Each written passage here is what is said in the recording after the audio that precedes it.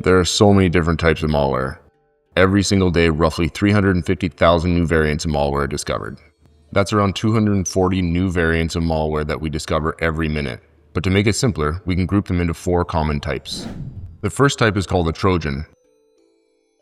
The name Trojan comes from an ancient Greek mythology where the Greeks gifted the people of Troy a giant wooden horse. Little did the people of Troy know, the horse was actually full of soldiers that were waiting to attack once inside the city. Trojan malware works in a very similar way. Instead of the Greeks, it's the bad actors. And instead of a giant wooden horse, bad actors disguise malware as something cool and useful, such as a free software, maybe answers to a big test, or a video game. They're hoping that somebody might mistake their malware as an innocent piece of software and download it. And once it's on your computer, the bad actors can do all sorts of terrible things, like steal your personal information, disrupt your devices, or even control your devices remotely. The second type of malware is called spyware.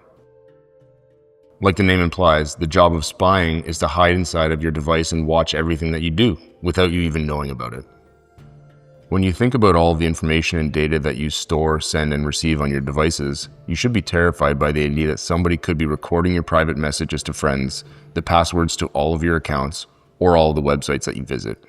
Using spyware, a bad actor can get enough information on you to access your bank accounts, take over your social media, steal your identity, or sell it to other bad actors to do the same.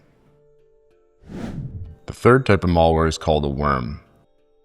Imagine that your device is like a little animal. There are some worms in real life that live inside of animals, eating what the animal usually eats, getting fat, and making more copies of itself.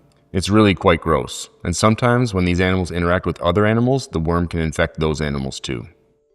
Digital worms are very similar. Once installed on your device, these worms can make copies of itself, attaching its copies to files, emails, or messages and spreading to other devices. Worms can cause harm in the same way that many other types of malware can, from stealing information, deleting files, or allowing bad actors to control your devices. They're a really convenient tool for bad actors because of how fast they can spread. And finally, there's ransomware, probably one of the most frightening forms of malware. You store all sorts of really valuable data on your devices, such as your photos, videos, homework, and personal information. Your device is like a locker of all of your most valuable digital assets. Ransomware is like a bully that sneaks up to your locker and puts their own lock on it, preventing you from accessing any of your own stuff. And when you ask them to remove it, they demand something in return, a ransom. Well, ransomware does this to your devices. Once installed, ransomware encrypts all of your files, making them inaccessible to you unless you pay the bad actor money. And even then, there's no guarantee that they'll even give you your files back. So now that we know what malware is, what it can do, and some of the common types of malware out there, what are some things that we can do to protect ourselves? There are a lot of things that you could do to stay safe from malware, but here are a few quick tips.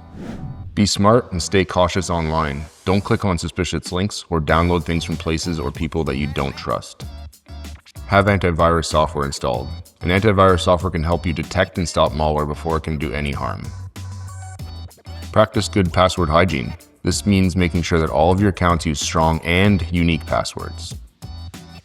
And finally, if something doesn't seem right with your accounts or devices and you're unsure of what to do, ask a trusted adult for help.